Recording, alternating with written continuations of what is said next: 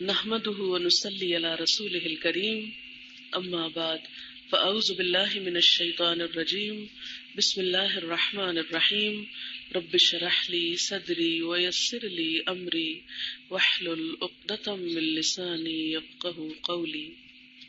السلام علیکم.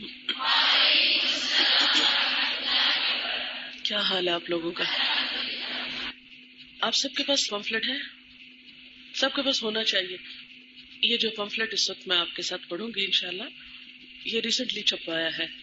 ایسا ہے کہ جو فال آف بغداد ہوا ہے اور سقوط بغداد، اس پر ہر مسلمان پریشان ہوتا ہے کہ، اور نہ صرف یہ کہ اس واقعے سے بلکہ کانسٹنٹلی ہم دیکھ رہے ہیں کہ اس صدی میں مسلمان ایک کے بعد ایک ظلم و ستم کا نشانہ ہو رہا ہے، خواہ وہ اپنوں کے یا غیروں کے.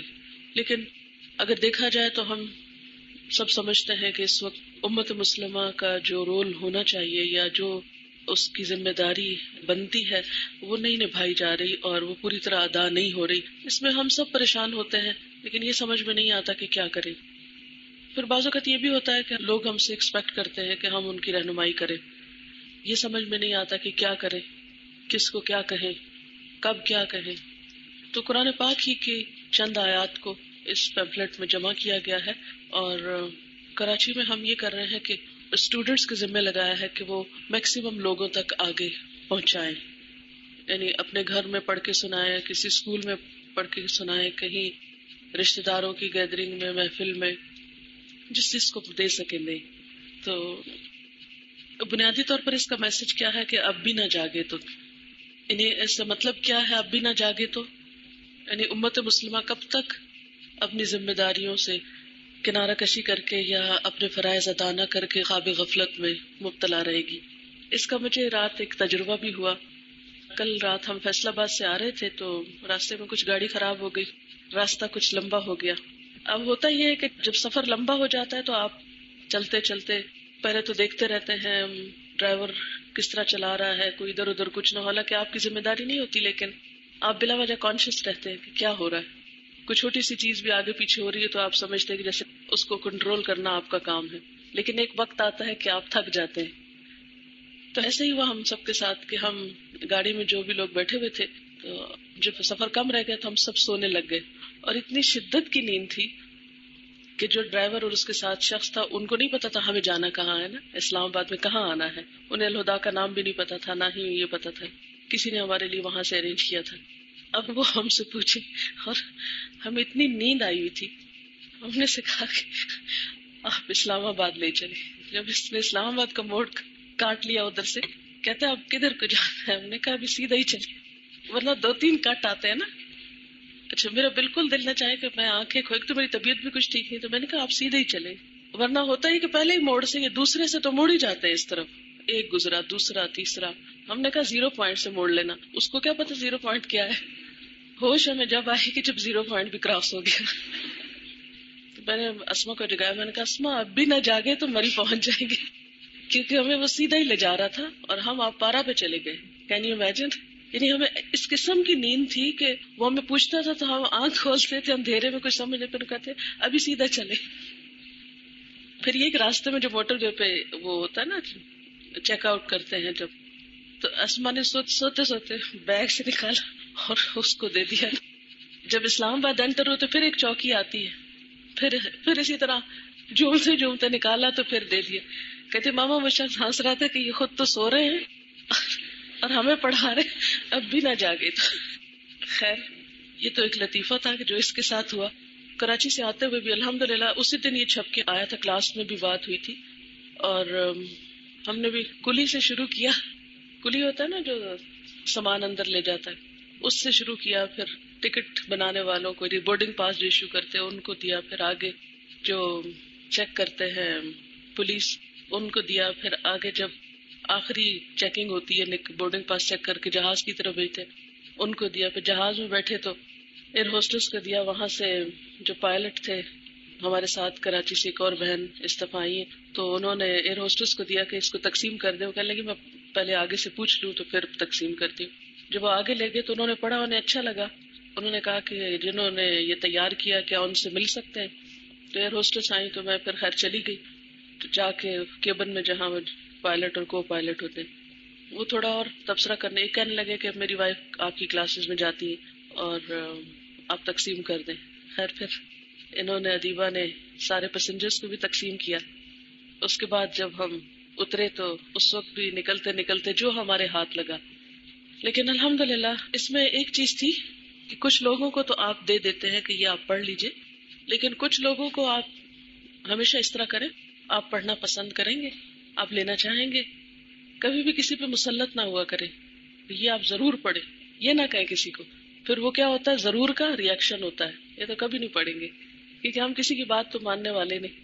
تو جب آپ کسی سے کہتے ہیں آپ پڑھنا چاہیں گے، آپ پڑھنا پسند کریں گے، تو اس میں یہ ہوتا ہے کہ دوسرا شخص کرٹسی میں پھر حامی بھر لیتا ہے. بہرحال اب ہم ذرا اگر آپ پڑھنا چاہیں تو ظہر الفساد فی البر والبحر بما کسبت ایدی الناس لیذیقہم بعد الذی عملوا لعلہم یرجعون. ظاہر ہو گیا فساد خشکی اور سمندر میں لوگوں کے ہاتھوں کی کمائی کی وجہ سے، تاکہ وہ ان کو ان کے بعض اعمال کا مزہ چکھائے، شاید کہ وہ لوٹ آئیں، یعنی اپنے برے کاموں سے باز آ جائیں. اس وقت جبکہ دنیا بھر میں فساد اور بے سکونی کی لہر دوڑ رہی ہے، ہر طرف بے یقینی اور بدامنی کی کیفیت پائی جاتی ہے، ایسے میں قدرتی طور پر ہر شخص پریشان ہے کہ وہ اس صورتحال میں کیا کرے. مگر کیا پریشان کن حالات کو دیکھ کر محض پریشان ہو جانا ہی پریشانی کا حل ہے، یا پھر یہ حالات ہم سے کچھ اور کرنے کا بھی تقاضا کرتے ہیں؟ ایسے حالات میں ہم کس کی طرف رجوع کریں، یعنی ہمیں کیا کرنا چاہیے، کس سے پوچھیں، کس سے مدد مانگیں، کون ہماری رہنمائی کرے؟ ظاہر ہے یہ کام وہی کر سکتا ہے جو ہمارے حالات، ان کی وجوہات اور نتائج سے ہم سے بڑھ کر واقف ہو، اور وہ اللہ تعالیٰ کے سوا اور کون ہو سکتا ہے؟ وہ جو ہر چیز پر قدرت اور پورا اختیار رکھتا ہے، وہ جس کے آگے زمین و آسمان کی ہر چیز جھکی ہوئی ہے، اسی کی فرما بردار ہے. آئیے اس کی طرف رجوع کرے اور اس سے رہنمائی طلب کرے. مصائب اور آفات ایک تنبیہ ہیں، یعنی وارننگ ہوتی ہیں.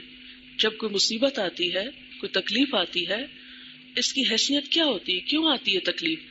یہ دراصل اللہ تعالیٰ کی طرف سے ہمیں جگانے کے لیے یا وارن کرنے کے لیے کہ ہوشیار ہو جاؤ.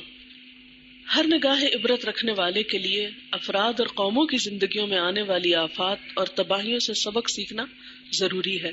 ان کو گردش زمانہ یا محض ایک حادثہ کہہ کے گزر جانا نقصان دہ ثابت ہو سکتا ہے.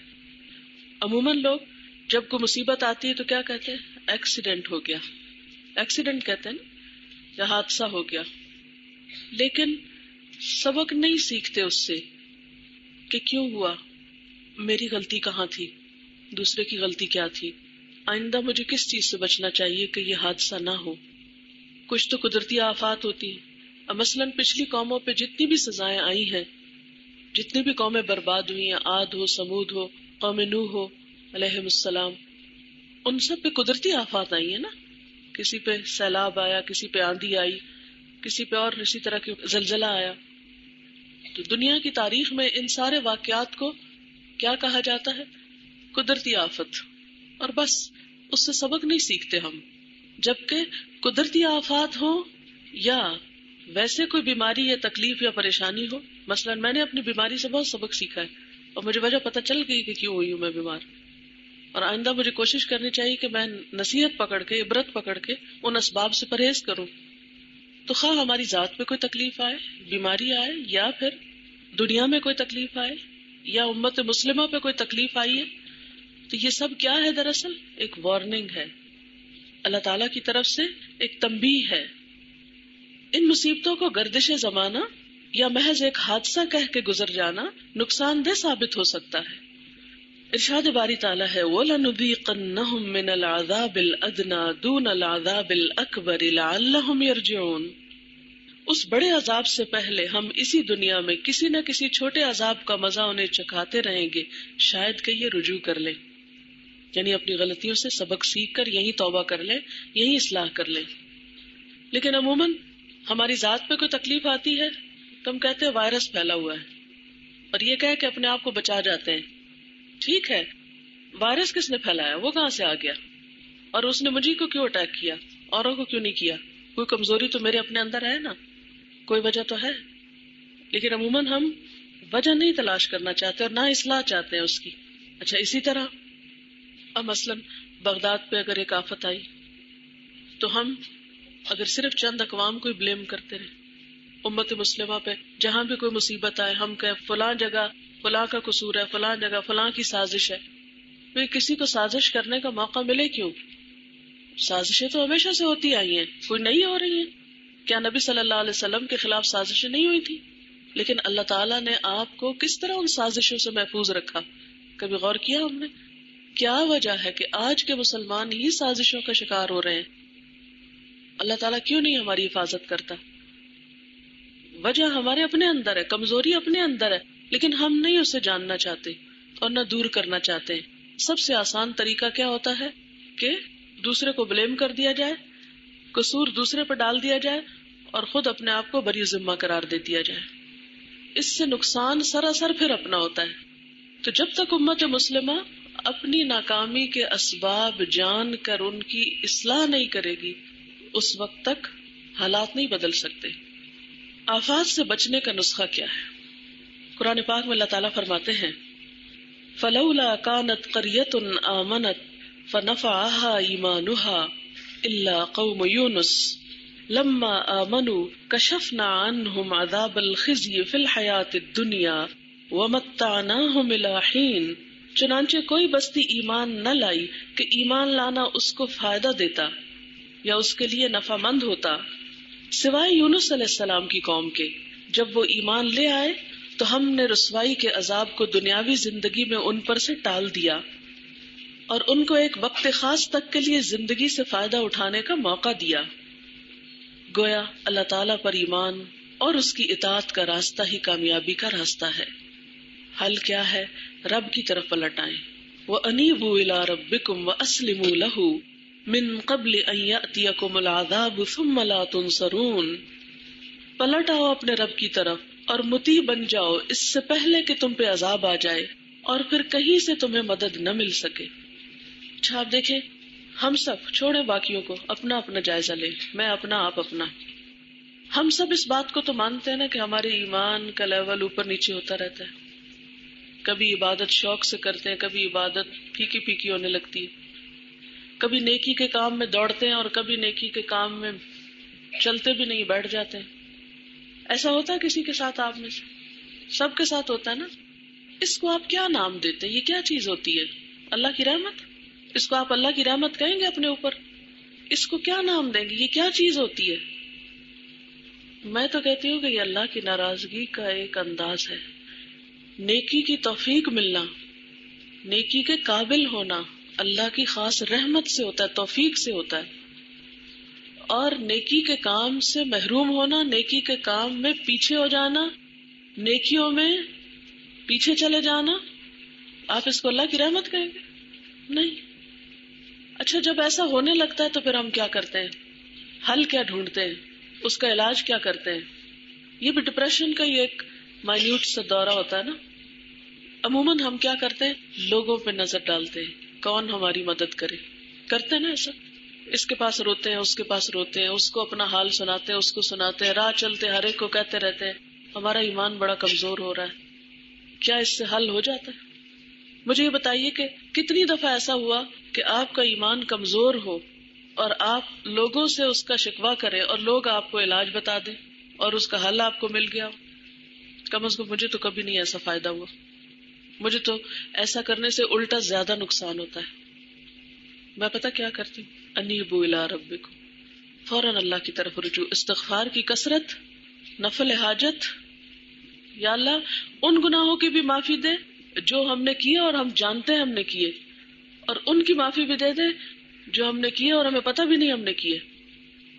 بجائے اس کے کہ ہم اس سے ذکر کریں، اس کو وائرس لگائیں، اس کو کریں، اس کو کریں، کیوں نہ اللہ کی طرف رجوع کریں. ہماری کمزوریوں کا سب سے بڑا علاج، خواہ وہ ایمان کی کمزوری ہو یا نیت اور ارادے کی کمزوری ہو نیکی کے کام میں، یا عبادت کے لطف میں کمزوری ہو، یا شوق سے دین کا کام نہ ہو رہا ہو، دین کے کام میں دل نہ لگ رہا ہو، ایسا قرآن پڑھنے میں دل نہیں لگ رہا، تفسیر سننے میں دل نہیں لگ رہا، لکھنے کو دل نہیں چاہ رہا، یہ ساری جو بیزاری کی کیفیتیں ہیں، اور بیزاری بھی دین کے کام میں، اس سے بڑی کوئی سزا ہو سکتی ہے ہمارے لیے کہ ہم اپنی زندگی ضائع کر لیں، اللہ کی نعمت کی ناقدری کریں؟ قرآن پاک میں اللہ تعالیٰ فرماتے ہیں یعرفون نعمت اللہ ثم ینکرونہا، اللہ کی نعمت کو پہچانتے ہیں پھر اس کا انکار کر دیتے ہیں، گویا پہچانتے ہی نہ ہو۔ ینکرونا نکرہ کس سے ہے؟ معرفہ کا اپوزٹ ہوتا ہے نا، یعرفون اور ینکرونا دونوں ایک دوسرے کے اپوزٹ ہوتے ہیں۔ اللہ کی نعمت پہچانتے ہیں، کیا اللہ کا دین اللہ کی نعمت نہیں؟ کیا قرآن کی مجلس میں آنے کی توفیق مل جانا، اس کا راستہ مل جانا، وقت اور زندگی اور صحت کا مل جانا، یہ اللہ کی نعمتیں نہیں کہ جس نے ہمیں یہاں لا کے بٹھایا ہے یا نہیں؟ اسے آپ نعمت نہیں کہیں گے؟ پھر یہاں آ کے دل کا نہ لگنا، اسے عذاب نہیں کہیں گے؟ کیا کہیں گے عذاب کے علاوہ؟ اللہ کی ناراضگی نہیں ہے، لیکن ہم نہیں پہچانتے۔ اس کا حل کیا ہے؟ کثرت سے استغفار، اللہ کے آگے بیٹھ کے روئیں، کسی سے ذکر کرنے کی ضرورت نہیں۔ اور آپ دیکھیں پکاریں، جو دکھی دل اور مصیبت زدہ دل اللہ کو پکارتا ہے اللہ تعالیٰ تو اس کی پکار فوراً سنتا ہے۔ یہ بات میں کیوں اتنی شدت کے ساتھ کہہ رہی ہوں؟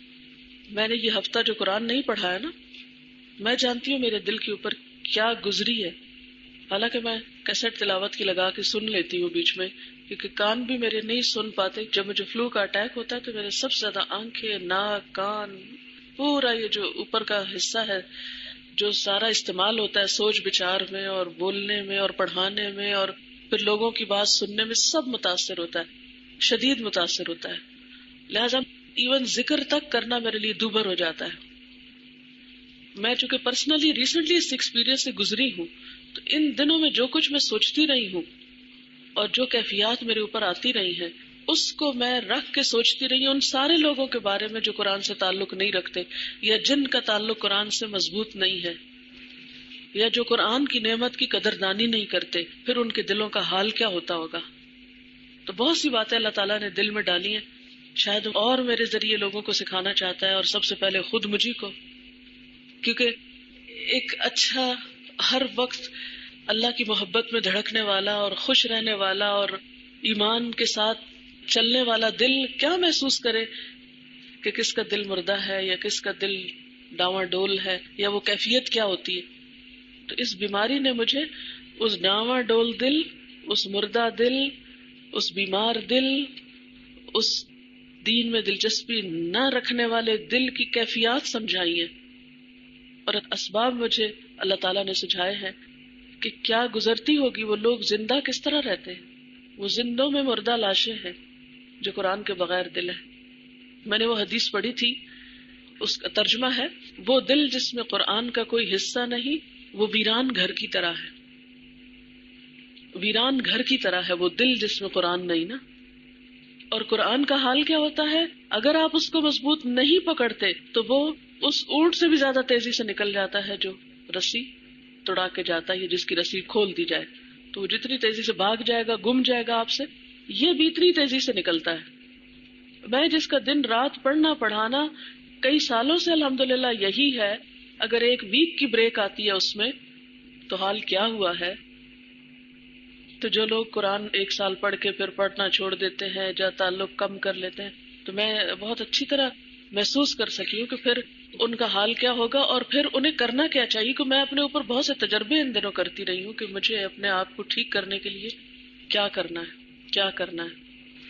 اور جس چیز نے بہت زیادہ فائدہ دیا ہے وہ یہ کہ جس دن میں پڑھا تو نہیں پا رہی تھی، لیکن آخری دن مجھے یہ تھا کہ میں پھر 3-4 دن اور غائب ہوں گی تو میں اپنی کلاس کو ذرا دیکھ جاؤں، کیونکہ جن لوگوں کو آپ روز دیکھتے ہیں تو مجھے سورۃ کہف کی وہ آیت یاد آ رہی ہے کہ وَاصْبِرْ نَفْسَكَ مَعَ الَّذِينَ يَدْعُونَ رَبَّهُمْ بِالْغَدَاةِ وَالْعَشِيِّ يُرِيدُونَ وَجْهَهُ وَلَا تَعْدُ عَيْنَاكَ عَنْهُمْ تُرِيدُ زِينَةَ الْحَيَاةِ الدُّنْيَا وَلَا تُطِعْ مَنْ أَغْفَلْنَا قَلْبَهُ عَنْ ذِكْرِنَا وَاتَّبَعَ هَوَاهُ وَكَانَ أَمْرُهُ فُرُطًا۔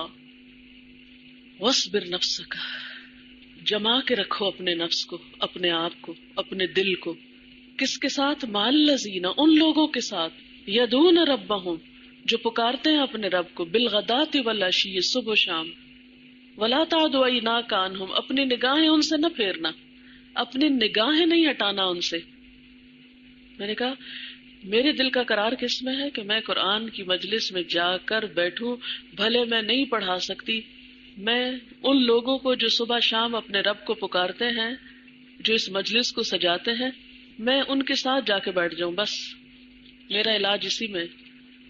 اور جو ہی میں گئی ہوں، تھوڑی دیر میں بیٹھی ہوں، میں زیادہ بیٹھ بھی نہیں سکتی تھی، تھوڑی دیر بیٹھی ہوں، تفسیر لگی رہی، کیسٹ چل رہی تھی، میں بھی سنتی رہی ہوں، لیکن صرف دیکھنے نے، صرف ان کے ساتھ بیٹھنے نے، صرف بیٹھنے نے میرے اندر ایک بہت بڑا فرق کیا. اور پھر اس کے ساتھ استغفار، اس کے ساتھ اپنے گناہوں کی جانچ پڑتال، کیونکہ ہر وقت جب آپ مصروف ہوتے ہیں نا تو اپنی بہت سی غلطیاں آپ کو نہیں نظر آتی، آپ کہتے ہیں اچھا ابھی دیکھتی ہوں، چلو آگے، چلو ابھی دیکھتی ہوں، چلو آگے. ہاں، ایک اور بڑی مصیبت، جب بیمار ہوتا ہے انسان، نماز میں آپ زیادہ قیام نہیں کر سکتے، نوافل نہیں پڑھ سکتے، بمشکل فرض آپ ادا کرتے، وضو نہیں کر سکتے، کیونکہ مجھے بخار اس طرح کا تھا کہ وضو کرنے سے میرے سارے جسم میں درد شروع ہو گئی، تو مجھے تیمم کرنا پڑا 2 دن. اب وضو نہیں کر سکتے، وضو آپ کے اوپر سے کتنی میل اتارتا ہے. تو یہ جتنی بھی چیزیں ہیں، اچھی مجلس، نماز کا خشوع، ذکر کی کثرت، اور ایسے لوگوں کو دیکھنا بھی کہ یدعون ربہم بالغداۃ والعشی یریدون وجہہ، جو صرف خالی خولی اونچی اونچی آواز میں پڑھنے والے نہیں، بلکہ یریدون وجہہ. کیونکہ ہوتا پتہ کیا ہے، جب ہم 2-4 لوگوں سے ملتے ہیں تو بعض اوقات ہمیں خالص لوگ نہیں بھی ملتے، لیکن جب آپ ایک بھری مجلس میں بیٹھتے ہیں نا، میں جب اپنی کلاس میں بیٹھتی ہوں نا پڑھانے کے لیے، تو کبھی کسی اسٹوڈنٹ میں نظر پڑتی، کبھی کسی پہ پڑتی، کبھی کسی، تو بہت زیادہ چہرے دیکھتی ہوں. تو آپ یقین مانیں کہ بعض اسٹوڈنٹس کے چہروں پر ایسی خشیت ہوتی ہے، ایسا خشوع ہوتا ہے، ایسا تقویٰ ہوتا ہے، کوئی آیت ان کے اندر اس طرح جا رہی ہوتی ہے کہ صرف اس ایک کو دیکھنا کافی ہو جاتا ہے. یریدون وجہہ، ان کے چہروں سے خدا ترسی ٹپک رہی ہوتی ہے، اور وہ آپ کے ایمان کو بڑھانے کے لیے بہت کافی ہوتے ہیں. تو یہ نہ سمجھے کہ استاد سے شاگرد ہی سیکھتے ہیں، شاگردوں سے استاد بہت کچھ حاصل کرتا ہے. اور ایسے لوگوں کی معیت میں بیٹھنا، ایسے لوگوں کے ساتھ. اب یہ آیت آپ کو پتہ ہے کس کے لیے اتری تھی؟ اللہ کے رسول صلی اللہ علیہ وسلم کے لیے، جن کے پاس جبریل امین آتے تھے، جن کی صحبت فرشتوں کی تھی، جو اللہ تعالیٰ سے براہ راست ہم کلام ہوئے تھے. ان کو کہا جا رہا ہے کہ اپنے آپ کو جما کے رکھیے، وَاصْبِرْ نَفْسَكَ مَعَ الَّذِينَ يَدْعُونَ رَبَّهُمْ بِالْغَدَاةِ وَالْعَشِيِّ يُرِيدُونَ وَجْهَهُ، جو خالص اللہ کی رضا چاہتے، کوئی ریاکاری کا ذکر نہیں کرتے، دکھاوے کے کام نہیں کرتے. وَلَا تَعْدُ عَيْنَاكَ عَنْهُمْ تُرِيدُ زِينَةَ الْحَيَاةِ الدُّنْيَا، ان کو چھوڑ کے تو دنیا کی زینت چاہو گے. اور دوسرا علاج وَلَا تُطِعْ مَنْ أَغْفَلْنَا قَلْبَهُ عَنْ ذِكْرِنَا، اس شخص کی بات نہیں ماننی جس کے دل کو ہم نے اپنے ذکر سے غافل کر دیا. غافل لوگوں کی مجلس سے دور بھاگنا، غافل لوگوں سے دور ہو کر اللہ سے ڈرنے والوں کی صحبت اختیار کرنا. وَاتَّبَعَ هَوَاهُ، اور ایسے لوگوں سے دور بھاگنا جو اپنے خواہشات کے بندے ہیں، خواہشات کے پیروکار ہیں. کیونکہ جو خواہشات کے بندے ہوتے ہیں ان کو اور کسی چیز سے دلچسپی نہیں سوائے اپنی خواہشات کے، لہذا ان کی مجلس اور ان کا قرب بھی آپ کو دنیا کا بندہ بنا دیتا ہے. وَلَا تُطِعْ مَنْ أَغْفَلْنَا قَلْبَهُ عَنْ ذِكْرِنَا وَاتَّبَعَ هَوَاهُ، اور اس کی آخری صفت کیا؟ وَكَانَ أَمْرُهُ فُرُطًا، اور اس کا معاملہ افراط و تفریط پہ مبنی ہے. کوئی اس کی زندگی میں اسٹیبلٹی نہیں، کوئی استقامت نہیں، کوئی خدا ترسی نہیں، کچھ نہیں. کبھی کچھ کر لیا، کبھی کچھ کر لیا. یعنی ایسا شخص جس کے اندر کوئی آرگنائزیشن نام کی شے نہیں زندگی میں، نہ اپنی عبادات میں، نہ اپنے کام میں، نہ کسی اور چیز میں، جس کے اندر کوئی توازن نہیں. تو ایسے لوگوں کے ساتھ بیٹھ کے پھر آپ کی زندگی سے بھی توازن اٹھ جاتا ہے. بہرحال جب بھی کوئی تکلیف ہو، روحانی ہو یا جسمانی ہو یا کوئی قدرتی آفت ہو یا کچھ بھی ہو، کیا کرو؟ وَأَنِيبُوا إِلَىٰ رَبِّكُمْ، اپنے رب کی طرف لوٹ آؤ، اس سے مدد مانگو. وَأَسْلِمُوا لَهُ مِن قَبْلِ أَن يَأْتِيَكُمُ الْعَذَابُ ثُمَّ لَا تُنصَرُونَ. ایسے حالات میں ضرورت اس بات کی ہے کہ انفرادی اور اجتماعی سطح پر اپنی اصلاح کی فکر کی جائے، اپنی اصلاح کی فکر کی جائے. اگر ہم تمام دنیا کے حالات کے بگاڑ کی اصلاح نہیں کر سکتے تو کم از کم اپنی اصلاح تو کی جا سکتی ہے. تو آئیے ہم اپنی اصلاح کی طرف توجہ کریں، اپنی ذات سے شروع کریں، کیونکہ وہ مصائب جن میں آج دوسرے گھرے ہوئے ہیں کل ان لوگوں کو بھی گھیر سکتے ہیں جو آج محض تماشائی ہیں. واتقوا فتنة لا تصيبن الذين ظلموا منكم خاصة واعلموا ان اللہ شدید العقاب. اور بچو اس فتنے سے جس کی شامت مخصوص طور پر صرف انہی لوگوں تک محدود نہ رہے گی جنہوں نے تم میں سے گناہ کیا ہو، اور جان لو کہ اللہ سخت سزا دینے والا ہے. گناہوں کی معافی مانگ لیں، اللہ تعالیٰ سے اپنے گناہوں کا اعتراف کریں اور استغفار کا خصوصی اہتمام کریں. ارشاد باری تعالیٰ ہے وَأَنِ اسْتَغْفِرُوا رَبَّكُمْ ثُمَّ تُوبُوا إِلَيْهِ يُمَتِّعْكُمْ مَتَاعًا حَسَنًا إِلَىٰ أَجَلٍ مُّسَمًّى وَيُؤْتِ كُلَّ ذِي فَضْلٍ فَضْلَهُ وَإِن تَوَلَّوْا فَإِنِّي أَخَافُ عَلَيْكُمْ عَذَابَ يَوْمٍ كَبِيرٍ. اور یہ کہ تم اپنے رب سے معافی چاہو اور اس کی طرف پلٹ آؤ تو وہ ایک مدت خاص تک تم کو اچھا سامان زندگی دے گا اور ہر صاحب فضل کو اس کا فضل عطا کرے گا. لیکن اگر تم منہ پھیرتے ہو تو میں تمہارے حق میں ایک بڑے ہولناک دن کے عذاب سے ڈرتا ہوں. سیدنا ہود علیہ السلام نے اپنی قوم سے یہی فرمایا وَيَا قَوْمِ اسْتَغْفِرُوا رَبَّكُمْ ثُمَّ تُوبُوا إِلَيْهِ يُرْسِلِ السَّمَاءَ عَلَيْكُمْ مِدْرَارًا وَيَزِدْكُمْ قُوَّةً إِلَىٰ قُوَّتِكُمْ وَلَا تَتَوَلَّوْا مُجْرِمِينَ. اے میری قوم کے لوگو، اپنے رب سے معافی چاہو پھر اس کی طرف پلٹ آؤ، وہ تم پر آسمان کے دہانے کھول دے گا اور تمہاری موجودہ قوت پر مزید قوت کا اضافہ کرے گا. مجرم بن کر منہ نہ پھیرو. اس میں ایک خاص غور کے قابل بات آپ نے دیکھی استغفار کے فائدوں میں، تمہاری موجودہ قوت پر مزید قوت کا اضافہ کرے. تو انفرادی طور پر آپ کی ویکنس کا علاج پھر کیا ہوا؟ کمزوری کا علاج کیا ہے پھر؟ قوت کی کمی، چاہے ایمان کی ہو چاہے روح کی ہو، کسی کی بھی علاج کیا؟ استغفار. تمہاری موجودہ قوت پر مزید قوت کا اضافہ کرے گا. اور ولا تتولوا مجرمین، نافرمان بن کے، مجرم بن کے، قصور اور گناہ کے بوجھ سر پہ لاد کے مت پھرو. وتوبوا الی اللہ جمیعا ایھا المؤمنون لعلکم تفلحون. اور اے مومنو تم سب مل کر اللہ سے توبہ کرو تاکہ تم فلاح پاؤ. اس موقع پر ہم سب کو اجتماعی توبہ کا اہتمام کرنے کی ضرورت ہے. یہی ہماری موجودہ کمزوری اور بے بسی میں قوت کا ذریعہ بن سکتا ہے. اسی میں کامیابی کی ضمانت ہے اور مشکلات کا حل بھی اسی میں ہے. اللہ کو کثرت سے یاد کریں، بیرونی مشکلات کے مقابلے میں اندرونی دنیا میں سکون پیدا کریں، یعنی دل کو اپنے دیکھیں تاکہ حالات کا بہتر طور پہ مقابلہ کرنے کے قابل ہوں. ارشاد باری تعالیٰ ہے الا بذکر اللہ تطمئن القلوب. سنو، اللہ کی یاد ہی وہ چیز ہے جس سے دلوں کو اطمینان نصیب ہوتا ہے. اور اللہ تعالیٰ کا وعدہ بھی ہے فَاذْكُرُونِي أَذْكُرْكُمْ وَاشْكُرُوا لِي وَلَا تَكْفُرُونِي. بس تم مجھے یاد کرو، میں تمہیں یاد کروں گا، میری شکر گزاری کرو اور ناشکری سے بچو. صبر، نماز اور دعا سے مدد لیں. یا ایھا الذین آمنوا استعینوا بالصبر والصلاۃ ان اللہ مع الصابرین. اے لوگو جو ایمان لائے ہو، صبر اور نماز سے مدد لو، اللہ صبر کرنے والوں کے ساتھ ہے. غیر معمولی حالات کچھ غیر معمولی عبادت کا تقاضا کرتے ہیں. نمازوں کو وقت کی پابندی اور خشوع کے ساتھ ادا کرنے کی کوشش کریں. نوافل اور خصوصاً تہجد اور نماز توبہ وغیرہ کا اہتمام کریں. اور ان مواقع پہ یہ قرآنی دعا کثرت سے مانگے ربنا افرغ علینا صبرا وثبت اقدامنا وانصرنا علی القوم الکافرین. اے ہمارے رب، ڈال دے ہم پر صبر اور جما دے ہمارے قدم، کیونکہ اگر ہمارے قدم ڈگمگانے لگے دین کے راستے سے تو ہمارا انجام کیا ہوگا. اور کافر قوم پر ہماری مدد فرما، یعنی اس کے خلاف. خصوصاً فتنوں سے بچاؤ اور اپنے ایمان کی حفاظت کے لیے اللہ تعالیٰ سے دعائیں مانگے.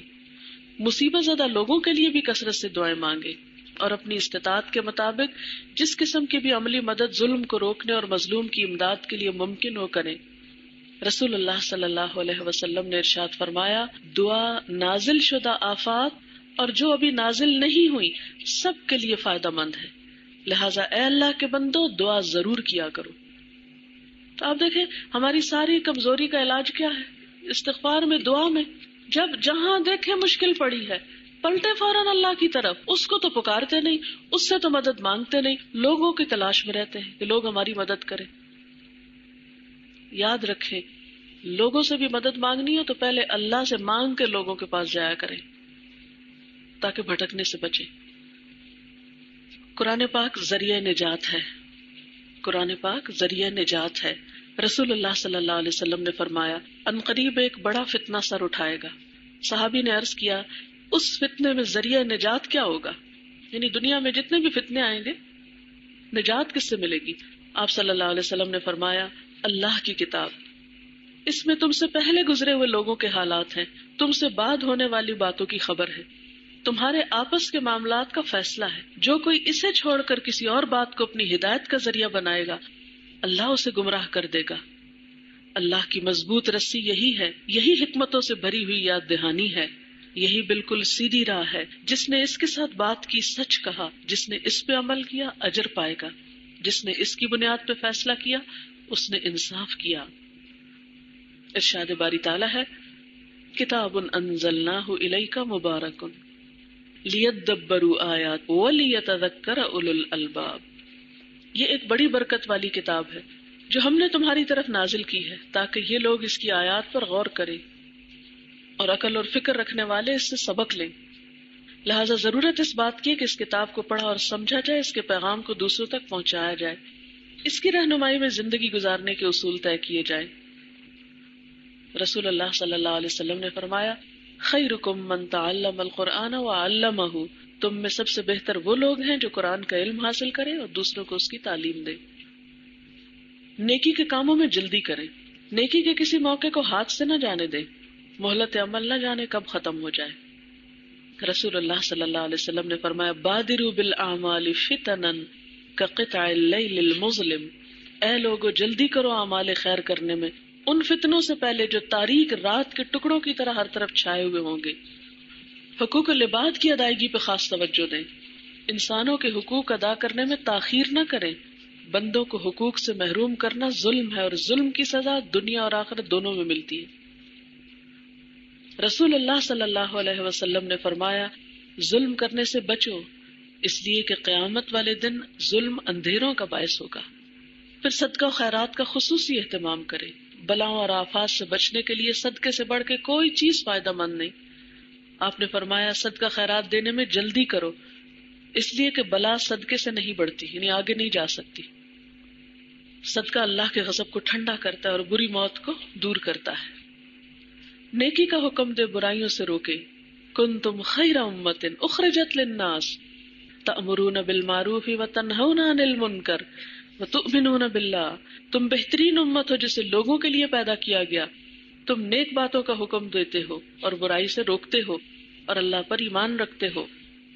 اور انسان خسارے سے بچ نہیں سکتا جب تک کہ یہ چار کام نہ کرے. والعصر ان الانسان لفی خسر الا الذین آمنوا وعملوا الصالحات وتواصوا بالحق وتواصوا بالصبر. زمانے کی قسم بے شک انسان سراسر نقصان میں ہے سوائے ان لوگوں کے جو ایمان لائے اور نیک عمل کیے, جنہوں نے ایک دوسرے کو حق کی تلقین کی اور ایک دوسرے کو صبر کی نصیحت کی. رسول اللہ صلی اللہ علیہ وسلم نے فرمایا قسم ہے اس ذات کی جس کے ہاتھ میں میری جان ہے, تم ضرور نیکی کا حکم دو گے اور ضرور برائی سے روکو گے, ورنہ قریب ہے اللہ تعالیٰ تم پر اپنی طرف سے کوئی عذاب بھیج دے, پھر تم اس سے دعائیں کرو گے لیکن وہ قبول نہ کی جائیں گی. تو جہاں انسان برائی دیکھے اس کو روکنے کی کوشش کرے. مسلمانوں کی صفوں میں اتحاد پیدا کرے. اللہ تعالیٰ کی ذات اور اس کے کلام سے مضبوط تعلق کی مسلمانوں کو ایک دوسرے سے جوڑ سکتا ہے. واعتصموا بحبل اللہ جمیعا ولا تفرقوا, سب مل کر اللہ کی رسی کو مضبوط پکڑ لو, تفرقے میں نہ پڑو. تعصب, جلد بازی, بد اخلاقی, زبان درازی اور غیبت سے بچے. اختلاف کے باوجود خیر خواہی, وسعت قلبی یعنی دل کا بڑا کرنا اور احترام انسانیت ملحوظ رکھے. بے بنیاد باتوں, بے فائدہ تبصروں اور بحث مباحثے سے پرہیز کریں. ہر قسم کے حالات میں خواہ غم ہو یا خوشی, امن ہو یا جنگ, تعمیری کاموں کی رفتار میں کمی نہ آنے دے. موجودہ پریشانی بیکاری کو جنم نہ دے, کیونکہ جب ہم پریشان ہو کے بیٹھ جاتے ہیں تو کام چھوڑ دیتے ہیں اور اس سے نقصان پہ نقصان بڑھتا جاتا ہے. مایوس نہ ہو, اللہ پر بھروسہ رکھیں. قرآن پاک میں اللہ تعالیٰ فرماتے ہیں ان ینصرکم اللہ فلا غالب لکم وان یخذلکم فمن ذا الذی ینصرکم من بعدہ وعلی اللہ فلیتوکل المؤمنون. اللہ تمہاری مدد پر ہو تو کوئی طاقت تم پہ غالب آنے والی نہیں ہے, اور وہ تمہیں چھوڑ دے تو اس کے بعد کون ہے جو تمہاری مدد کر سکتا ہو؟ بس جو سچے مومن ہیں ان کو اللہ ہی پر بھروسہ رکھنا چاہیے، کیونکہ ہر نفع نقصان کا مالک تو اللہ ہے۔ ہر معاملے میں تعمیر اور اصلاح کی عملی تدابیر اور بھرپور کوششوں کے ساتھ اللہ تعالیٰ کی ذات اور اس کی قدرت پر مکمل یقین اور بھروسہ رکھیں۔ اللہ کے وعدے سچے ہیں۔ یا ایھا الذین آمنوا ان تنصروا اللہ ینصرکم ویثبت اقدامکم، اے لوگو جو ایمان لائے ہو، اگر تم اللہ کی مدد کرو گے تو وہ تمہاری مدد کرے گا اور تمہارے قدم مضبوط جما دے گا۔ وَلَيَنصُرَنَّ اللَّهُ مَن يَنصُرُهُ إِنَّ اللَّهَ لَقَوِيٌّ عَزِيزٌ، اللہ ضرور ان لوگوں کی مدد کرے گا جو اس کی مدد کریں گے، یعنی اس کے دین کی مدد کریں گے۔ اللہ بڑا طاقتور اور زبردست ہے۔ وَلَا تَهِنُوا وَلَا تَحْزَنُوا وَأَنتُمُ الْأَعْلَوْنَ إِن كُنتُم مُؤْمِنِينَ، دل شکستہ نہ ہو، غم نہ کرو، تم ہی غالب رہو گے اگر تم مومن ہو۔ لیکن اگر ہم نے اللہ کا راستہ چھوڑ دیا تو اس کی مدد پھر ہمارے لیے کہاں سے آئے گی؟ سوچنے کی بات تو یہ ہے نا کہ ہم اس کے دین کی مدد نہیں کرتے، اس کے لیے خالص نہیں ہوتے، اس سے توقع رکھتے ہیں کہ وہ خود بخود ہی ہماری مدد کرتا رہے بغیر ہمارے کچھ کیے۔ صرف باتیں ہی نہیں، ٹھوس کام بھی چاہیے۔ ضرورت اس بات کی ہے کہ ہم اپنا طرز عمل بدلیں، نعرے بازی، لفاظی، جذباتیت کی بجائے ٹھوس بنیادوں پہ کام کرنا ہوگا، محض مذمت اور ندامت میں مبتلا رہنے کی بجائے، کیونکہ عموماً ہم جب کوئی غلط کام دیکھتے تو صرف کرٹیسائز کرتے ہیں، مذمت کرتے ہیں، یا یہ کہ اپنے سے غلطی ہو جائے تو نادم ہوتے رہتے ہیں، اصلاح کوئی نہیں کرتے۔ تعلیم، ریسرچ، ٹیکنالوجی جیسے، یعنی بطور امت خود کو ٹیکنالوجی جیسے ہتھیاروں سے لیس کرنا ہوگا، علم اور تحقیق کو زاد راہ بنا کر اقتصادی اور دفاعی میدانوں میں خود کو مضبوط بنانا ہوگا۔ ہر میدان میں ہر چیلنج سے نبٹنے کے لیے خود کو عملی طور پہ تیار کرنا ہوگا۔ ارشاد باری تعالیٰ، ان اللہ لا یغیر ما بقوم حتی یغیروا ما بانفسہم، اللہ کسی قوم کے حال کو نہیں بدلتا جب تک کہ وہ خود اپنے اوصاف نہیں بدل دیتے۔ خدا نے آج تک اس قوم کی حالت نہیں بدلی، نہ ہو جس کو خیال آپ اپنی حالت کے بدلنے کا۔ آئیے ہم سب اپنا ذاتی جائزہ لیں۔ کیا میں نے وقت ضائع کرنا چھوڑا؟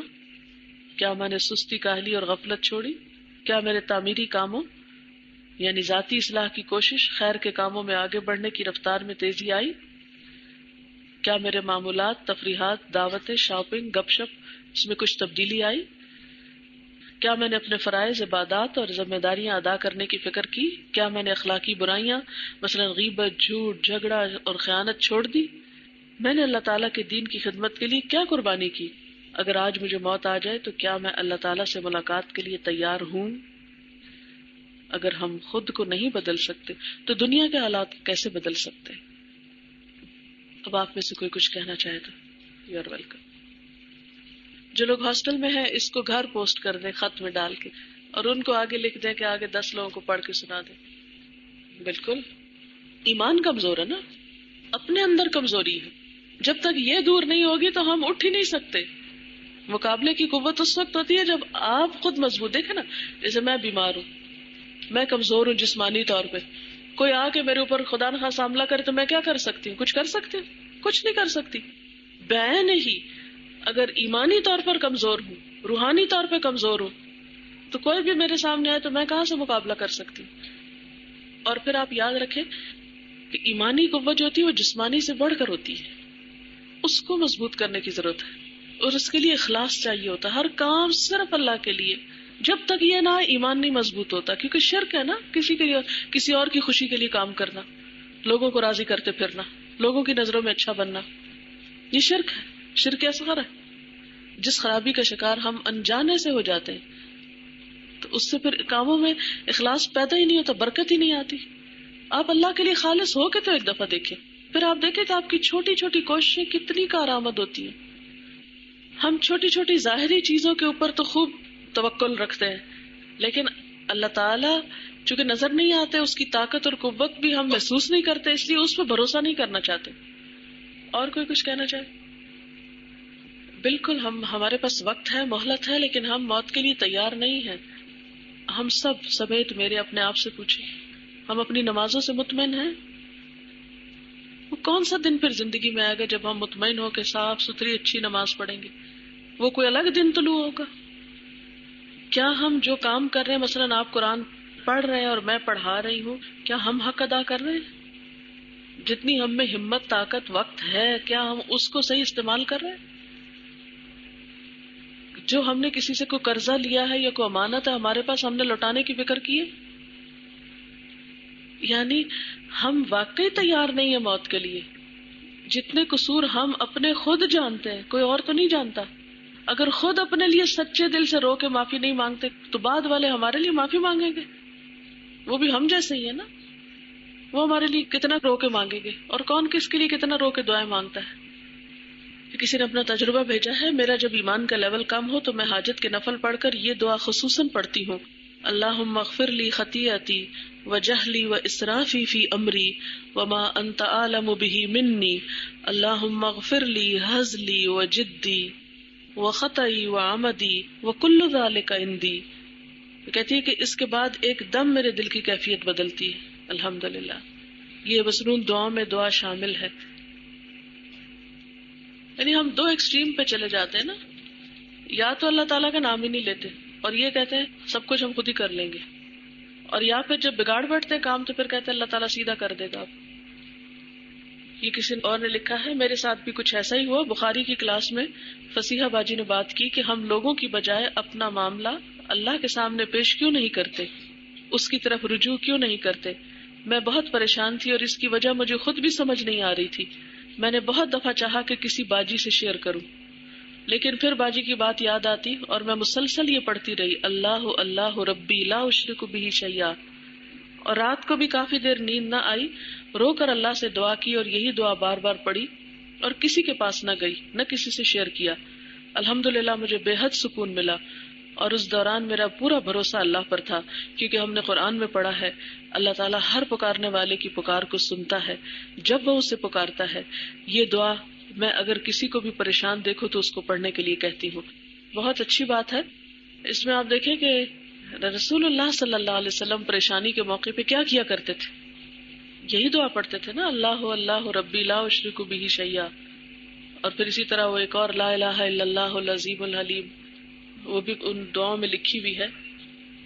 ہم سمجھتے ہیں کہ مصیبت جو ہے نا وہ صرف کوئی پیسے کھو گئے تو مصیبت ہے، یا کوئی چیز ٹوٹ گئی تو مصیبت ہے، یا کوئی فوت ہو گیا تو مصیبت ہے. کیا نماز میں دل نہ لگنا ایک مصیبت نہیں ہے؟ نماز قضا ہو جانا مصیبت نہیں ہے؟ نماز کو فوت ہونا کہتے ہیں. فوت ہونا، انسان فوت ہو جائے تو ہم دنوں روتے رہتے ہیں، نماز فوت ہو جائے پرواہ نہیں. یعنی فرائض میں کوتاہی ایک بہت بڑی مصیبت ہے. آپ کو پتا ہے کہ آپ صلی اللہ علیہ وسلم نے فرمایا کہ جس کی عصر کی نماز فوت ہو جائے کأنما وطر اہلہ ومالہ، گویا کہ اس کے گھر والے اور اس کا مال برباد ہو گئے. اتنی بڑی آفت ہے. اور ہم کئی دفعہ آرام سے دوپہر کو خوب کھانا کھایا، مزے سے سوئے، ایسا سوئے کہ شام تک سوئے رہے، اٹھے تو کہا او ہو آج تو عصر کی نماز ہی نہیں پڑھی، اور ہنس ہنس کے اس کو بتایا اس کو بتایا، آج تو میں ایسی سوئی مجھے تو عصر کی نماز ہی نہیں مجھ سے پڑی گی. حالانکہ گناہ ہو جائے تو اس کی تشہیر کرنا اس سے بھی بدتر ہے.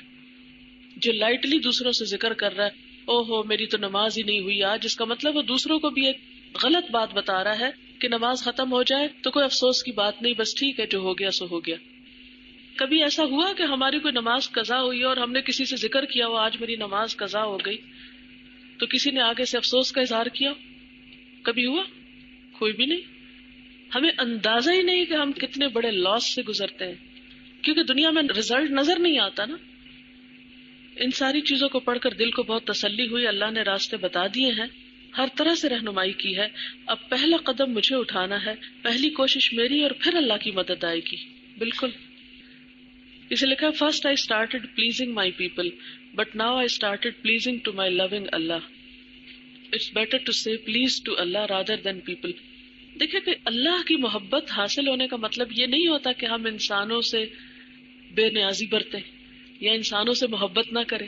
آپ کو پتا ہے کہ اللہ کی خاطر انسانوں سے محبت کا بھی بہت اجر ہے، لیکن اللہ کی خاطر ہو عموماً ہوتی ہمارے اپنے نفس کی خاطر ہے، اور اس کے اوپر لیبل ہم بڑا سا لگا دیتے ہیں اللہ کی خاطر ہے، حالانکہ ساری اپنے نفس کی بات ہوتی ہے. تو اس میں بھی فرق کرنے کی ضرورت ہے. انسانوں کو پلیز کہنے میں کوئی حرج نہیں ہے، وَاعْتَصِمُوا بِحَبْلِ اللَّهِ جَمِيعًا، ہم یہ آیت کافی دفعہ پڑھ چکے ہیں مگر عمل نہیں کرتے. اس وقت ادھر بھی کتنے ہی لوگ ہوں گے جو ایک دوسرے سے ناراض ہوں گے. میرا کہنے کا مطلب یہ ہے کہ پہلے ہم مسلمانوں کے آپس کے تعلقات درست کرنے چاہیے. انہوں نے بالکل صحیح کہا ہے. آپ کو پتا ہے کہ تعلقات کا بگاڑ جو ہے آپس میں، وہ کس چیز کو بگاڑ دیتا ہے؟ آپس میں مسلمانوں کے تعلقات کا بگاڑ کس چیز کا بگاڑ بنتا ہے؟ پورے دین کا بگاڑ. پتا ہے آپ کو؟ وہ ایک حدیث ہے، اس وقت تو میرے پاس نہیں ہے، آپ کو بھی یاد ہی ہوگی کہ آپ صلی اللہ علیہ وسلم نے آپس کا جو بگاڑ یا فساد ہے اس کو الحالقہ کہا ہے. حالقہ، مونڈ دینے والی، صفائی کر دینے والی.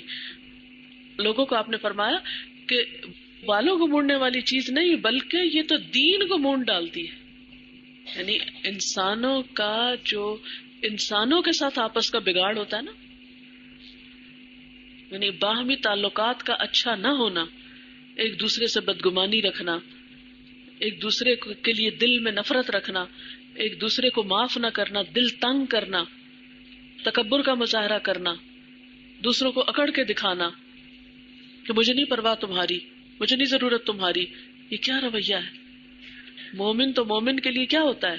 کندھے جھکا کے رکھنے والا.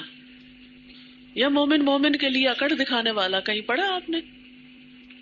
اور کون انسان ایسا ہے جس سے کبھی کوئی دوسرے کے لیے قصور نہ ہوا ہو؟ کبھی ہوا؟ کیا مجھ سے کسی اور کے لیے کبھی کوئی ایسی بات نہیں ہوئی؟ کبھی میں نے کسی کا دل نہیں دکھایا ہوگا؟ تو اگر کسی نے میرا دکھا دیا تو قیامت آ گئی. کیا ہوا؟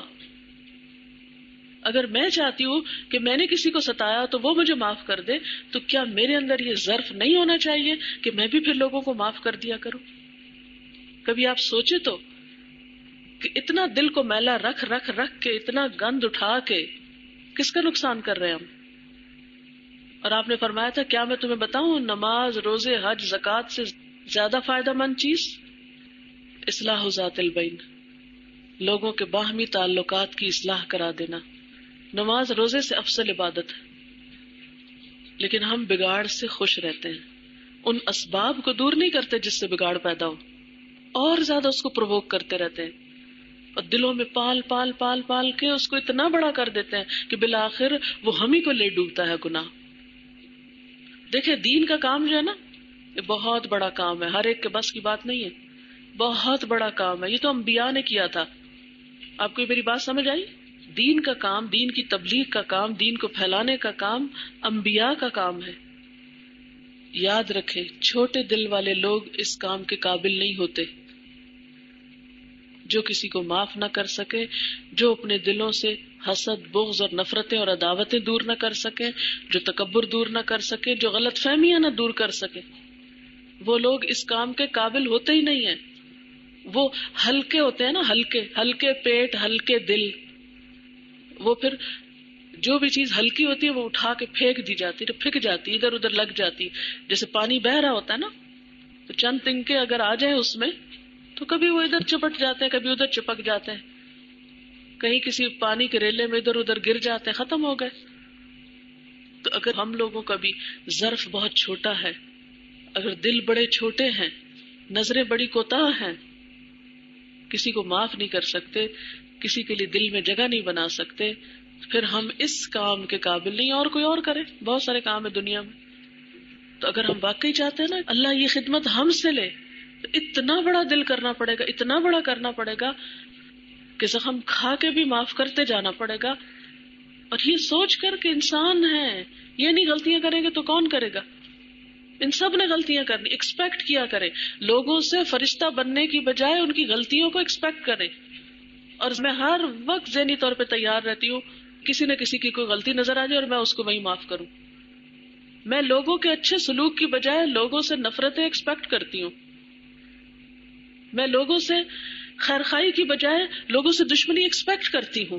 پھر اللہ ماشاءاللہ جو اچھا کر دے تو بہت ہی دل خوش ہوتا ہے. پھر چھوٹی سی بھی کسی کی بھلائی مجھے بہت اچھی لگتی ہے، یہ بہت اچھا ہے، کیونکہ اتنوں نے دکھ دیا، اگر یہ مجھے خوش کر رہا ہے تو یہ بہت ہی اچھا ہے. لیکن اگر میں الٹا ایکسپیکٹ کروں کہ سب لوگ میرے ساتھ بہت اچھا کریں، تو شاید کوئی کرے تو ہر وقت کڑتی جلتی رہوں گی نا، آگے تو نہیں کوئی کام کر سکوں گی. اور اگر سارے لوگ فرشتے تو مجھے تو تبلیغ کی ضرورت ہی نہیں، گھر بیٹھنا چاہیے. یہاں آنے کی کیا ضرورت ہے؟ یا کہیں بھی جانے کی، کل فیصلہ آباد ہی آ جاؤں، کل انشاءاللہ پنڈی گھیب جانا، تو کیا ضرورت ہے گھومنے پھرنے کی؟ گھر بیٹھے ہیں سب لوگ، فرشتے ہیں بیٹھے ہوئے اپنے گھروں میں. ہم سب میں کوتاہی ہے نا، ہم سب کو ایک دوسرے کو یاد کرانے کی ضرورت ہوتی ہے. ہم سب ایک دوسرے سے سیکھتے ہیں، میں آپ سے سیکھتی ہوں، آپ مجھ سے سیکھتے ہیں. اسی میں ہماری اصلاح اور اسی میں بھلائی اور اسی میں کامیابی. کسی نے لکھا ہے جب میرے اعمال اچھے ہوتے ہیں تو میں بہت خوش ہو جاتی ہوں، اس کے نتیجے میں ایک دم فوراً عمل میں کمی آتی ہے. یہ بالکل صحیح لکھا ہے انہوں نے، اس لیے کہ اللہ تعالیٰ کو اپنا اچھا ہونا بالکل پسند نہیں کہ کوئی اپنے آپ کو اچھا سمجھے. یہ اس کی سزا ہوتی ہے، یہ اعجاب بن نفس ہوتا ہے. میں بڑی شے فوراً آئے گی، فوراً پلٹے گی. اس لیے الحمدللہ کہہ کے توبہ استغفار شروع کر دیا کر، یا اللہ توبہ کہ میرے دل میں خیال ہی کیوں آیا. پھر میں سوچتی ہوں یہ کیا ہوا، تو مجھے اندازہ ہوتا ہے کہ میں نے دعا کرنا کم کی ہے یا اپنے اچھے عمل کو اپنی توفیق سمجھنے لگی تھی. پھر اللہ سے دعا کرتی ہوں اور اس سے توفیق مانگتی ہوں، تو اللہ تعالیٰ وہ عمل بعض اوقات کرواتا ہے جس کا مجھے پھر خود بھی اندازہ نہیں ہوتا. الحمدللہ اللہ نے آپ کو اتنی اچھی سوچ دی ہے، اللہ تعالیٰ استقامت دے. آج سورۃ توبہ مکمل ہوئی، ساتھ ہی کلاس میں یاد دہانی کہ اللہ کے آگے توبہ کرنی ہے، کیونکہ آج ہم نے پڑھا ہے وَظَنُّوا أَن لَّا مَلْجَأَ مِنَ اللَّهِ إِلَّا إِلَيْهِ، جو 3 صحابہ کا واقعہ پڑھا ہے. لہٰذا فاتخذہ وکیلا، یعنی ہم اللہ کا دین چھوڑ کر، اللہ کی کتاب چھوڑ کر، اللہ کا راستہ چھوڑ کے جانا کہاں ہے ہم نے؟ اللہ ملجا من اللہ الا الیہ، کوئی ٹھکانہ ہے ہی نہیں سوائے اس کے کہ اسی کے دامن میں پناہ لے. ہمارے بعض ایسے گناہ تھے جو ماضی میں ہو چکے، لوگوں کو اچھی بات بتانے میں ہیزیٹیشن ہوتی ہے، اپنا آپ بتاتے ہوئے بہت مجرم محسوس ہوتا ہے. دیکھیں کہ توبہ جو ہے وہ سارے گناہوں کو معاف کرتی ہے. 99 لوگوں کا جو قاتل تھا، توبہ سے اس کا گناہ بھی معاف ہو گیا تھا. اس لیے امید رکھا کریں ہمیشہ. اور دوسرا یہ کہ کسی کو بھی اپنے گناہوں کی لسٹ بتانے کی ضرورت نہیں. بعض اوقات ہم بے وقوفی کرتے ہیں، اپنے گناہ دوسروں کو بتا کے سمجھتے ہیں اب ہم معاف ہو جائیں گے. کسی کو ضرورت نہیں بتانے کی، آپ کا اور اللہ کا معاملہ ہے، بس ختم. ہوتا پتہ کیا ہے، پہلے گناہ کرتے ہیں، اس کی ایک ندامت ہوتی ہے، اس کو مٹانے کے لیے کسی کو بتاتے ہیں، الٹا اور ندامت لے کے آتے ہیں، اور پھر ایک اور خوف کہ پتہ نہیں اب یہ کسی اور کو نہ بتا دے. کیا حاصل ہوا؟ توبہ التائب من الذنب کمن لا ذنب له، گناہ سے توبہ کرنے والا ایسا ہے گویا اس نے گناہ کیا ہی نہیں. اسی لیے میں نے وہ یہ جو لیفلیٹ اس میں لکھا ہوا نا کہ محض ندامت اور مذمت اور یہ چیزیں کرتے رہنے سے نہیں کام بنتا. بس ٹھیک ہے ہوئی، اور اس کا حل کیا ہے؟ اب اپنے عمل کو درست کر لیا جائے. دین کا کام دوسروں کے مقابلے پہ نہ کرے، اور یہ نہ کرے کہ لوگ میرے ہی پاس آئیں اور جو میں کر رہی ہوں وہی سب کچھ نہیں. آپ اپنا کام کرتے چلے جائیں اور لوگوں کو ان کا کام کرنے دیں. اگر کہیں کو غلطی دیکھے تو آسان طریقے سے اصلاح کر دیں. کوئی مان جائے تو شکریہ، نہیں مانے تو اس کو اس کے حال پہ چھوڑ دیں. لست علیہم بمسیطر انما انت مذکر لست علیہم بمسیطر. آپ کا کام ہے نصیحت کرنا، آپ کا یہ کام نہیں کہ دوسروں کے سر پہ سوار ہو جانا. کوئی مان جائے تو ٹھیک، نہیں مانتا تو اپنا اللہ کو جواب دے گا، ہمارا کیا. اس پہ انشاءاللہ پھر بات کروں گی. یہ جو بات انہوں نے کی ہے نا کہ مقابلے پہ کام کرنا اور یہ کہ میری تعریف ہو، قرآن پاک میں ایک آیت آتی ہے انما بغیکم علی انفسکم. بغی کا معنی سمجھتے کہ نہیں آتا؟ نہیں پڑھا؟ میرا خیال ہے کہ 10 بارے میں بغی کا لفظ تو آ جاتا ہے. ہاں، سرکشی. شابش. بغی کا لفظی معنی ہوتا ہے چاہنا، ٹو ڈیزائر، کچھ تلاش کرنا. اب ہوتا کیا ہے کہ انسان کسی چیز کو چاہتا ہے، مال چاہتا ہے یا بڑائی چاہتا ہے یا اتھارٹی چاہتا ہے یا پوزیشن کوئی چاہتا ہے. اب کیا ہوتا ہے جب وہ چاہت پیدا ہو گئی نا دل میں کسی چیز کی، اب اس کو حاصل کرنے کے لیے پھر وہ جائز ناجائز ہتھ کنڈے استعمال کرتا ہے. یہاں سے کیا جنم لیتا ہے؟ پھر سرکشی جنم لیتی ہے. ٹھیک ہے نا؟ مجھے ہر کوئی بڑا مانے، یہ ہے میری چاہت. اب اس کو پورا کرنے کے لیے میں پھر کیا کروں گی؟ اس کو ذلیل کروں گی، اس کو لیٹ ڈاؤن کروں گی، اس کو کرٹیسائز کروں گی، اس پہ باتیں بناؤں گی اس کو، تاکہ سارے جو ہے نا وہ ذلیل و خوار ہوں اور میں سب سے بڑی نظر آؤں.